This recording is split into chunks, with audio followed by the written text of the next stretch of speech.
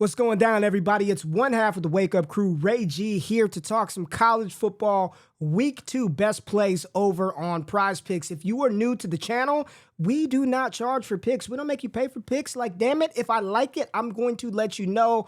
All that I ask you to do is hit the thumbs up button, subscribe, like the content. We do player props for every freaking sport: football, NFL, college, NBA, WNBA, MLB, all that good shit. So just subscribe to the channel, hit the thumbs up button, and comment below. Let us know some other players that you're looking at on the PrizePicks board that you like, some that you dislike. Let us know what you're rocking with. There are a ton of games every college football season. Like, I just looked through the board and I'm like, I want this, I want that.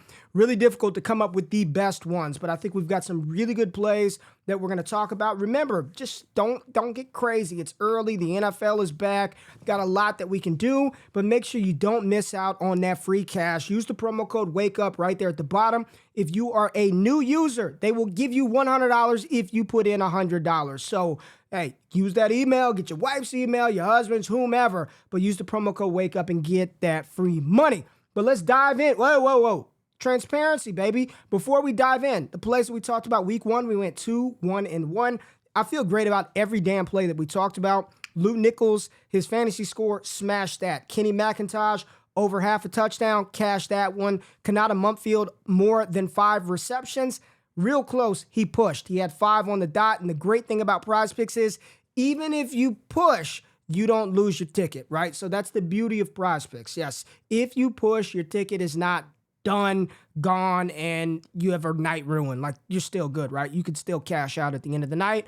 The one miss, really, I don't even consider it a miss because the player got hurt on the 5th offensive play of the game. Jackson Smith-Njigba, wide receiver from Ohio State. We had more than 8 receptions.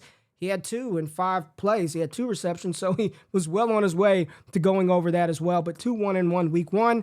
Let's improve that this week, man. I'm feeling good. So let's pull it up. Let's pull up the board and let's talk about some players and some plays that I really like. And I am staying in the flames of one Anthony Richardson. This is a massive game this weekend for the Florida Gators versus Kentucky, who did not look good versus Miami of Ohio.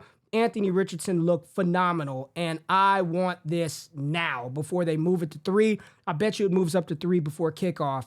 If you are lucky enough, Anthony Richardson was on the board here at 57.5 rushing yards. I did take more than that. 61.5, I still think that's very doable for Richardson, but 2.5 passing, rushing, and receiving TDs, we know he isn't going to catch anything, but as Florida goes, Anthony Richardson goes, Florida goes. I do fully expect them to beat Kentucky this weekend. The line has fluctuated anywhere from 4.5 in favor of Florida to 6. Anthony Richardson is going to have a hand in every single touchdown Florida will score. More than 2.5 touchdowns for Anthony Richardson. That is the one, and I absolutely freaking love it this weekend for us on PrizePicks. Another player that I want to talk about is from the Stanford USC game, E.J. Smith, son of Emmitt Smith, the leading rusher in NFL history. Fantasy score, more than 14.5.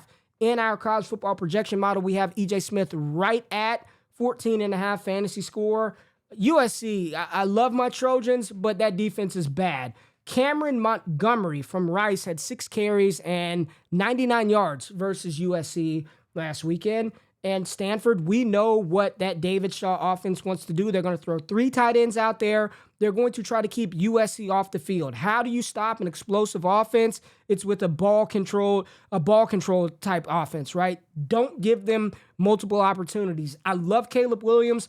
We're going to talk about Caleb Williams in a minute, but they're going to have to use E.J. Smith. E.J. Smith last week had a massive run, 31.5 fantasy score. I know they didn't play anybody. He went over 100 rushing yards in that game on 11 carries.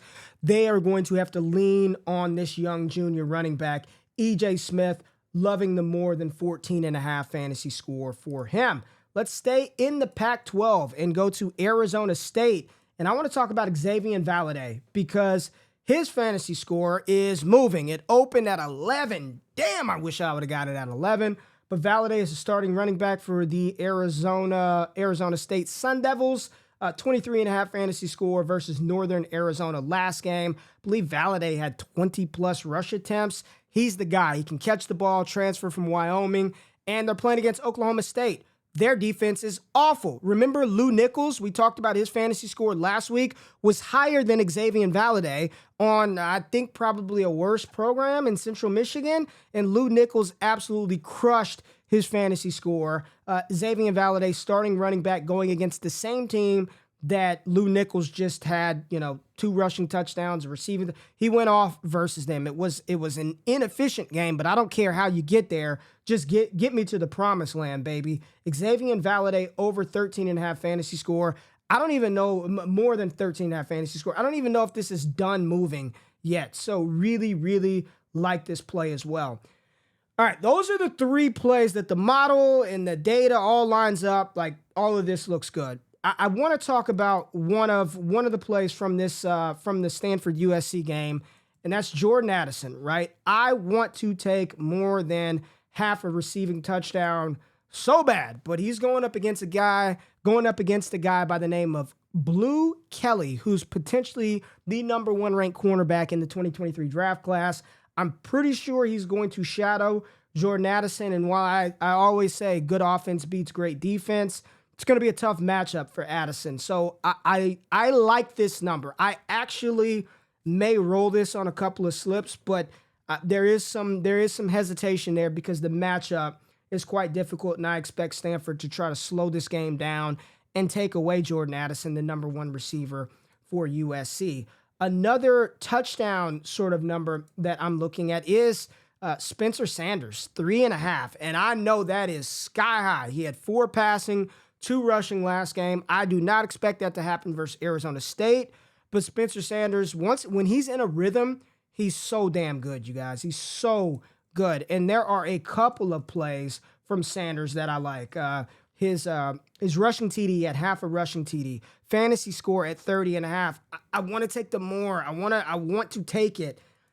Arizona State, by the numbers, they're one of the top-ranked defensive team in the country. It's only been 1 week, and they played a nobody in week 1. So I'm going to stay away from it, but I'm very tempted on a Spencer Sanders rushing touchdown. I don't know what the books have him at right now, but I'm tempted. And just so you know, the Jordan Addison receiving touchdown play, minus 135 on the book. So and that's juice to the over. So the books kind of like, the money kind of likes Jordan Addison as well.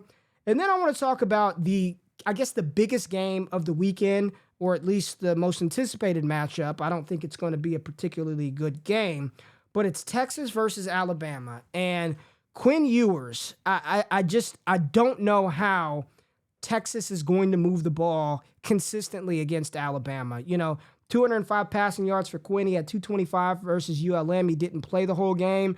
And I'm concerned that if things get out of hand early for Texas, like how much punishment do they subject Quinn Ewers to? Bijan Robinson, the best running back in college football, 68 rushing yards. Like, you feel like he should be able to do that. But do I really want to play that game with that Alabama defense and knowing that they're probably just going to say, Bijan, we're going to stuff the box and make the young kid beat us? If there was an underplay that I would be looking at from that game, it is Xavier Worthy, the number 1 wide receiver for Quinn Ewers. So you see Worthy's receiving yards, and I think this was at 68 a few minutes ago. 69.5, more or less than 69.5 receiving yards for Worthy. I think this is a less, and I think it's got to go up against Eli Ricks. You got Brian Branch. I mean, the defense is just ridiculous. And if the theory is Quinn's not going to have time to throw the ball, you've got Will Anderson on one side, Dallas Turner on the other, Henry To'oTo'o in the middle, Kool-Aid McKinstry on the outside. I don't know how Xavier Worthy gets 70 receiving yards in this matchup versus Bama. I can see them completely erasing him. Don't like it at all for him. A less than play for Xavier Worthy. And one final one, Evan Hall. I'm just going to let you know I'm going to play it, man. The last we saw Evan Hall versus Nebraska, you put up 28 and almost 28.5 fantasy score. It's set at 16.5. I know they've got Cam Porter at running back as well, but what I love about Evan Hall, they not only give him carries out of the backfield, they will target him quite a bit. So even looking at his rushing and receiving yard line, I mean, look at this, 109 rushing and receiving, and you see the receiving yard line at 32 and a half. I really like Evan Hall more than 16 and a half fantasy score.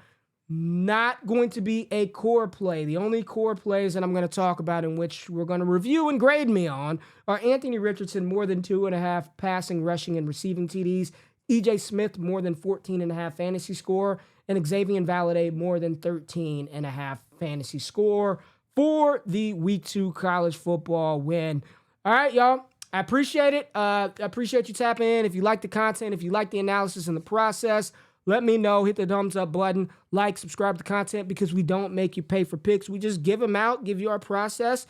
We're fully transparent. So as always, if you tail, give PrizePicks hell. And if we fail, do not bail. I might be back on Saturday, hell, for another play, depending on if the lines move some. We might just do another video. But if you tail, give them hell. And if we fail, don't bail. We'll be back. More college football, NFL, and MLB picks to the channel. Appreciate y'all tapping in. I'm out. Peace.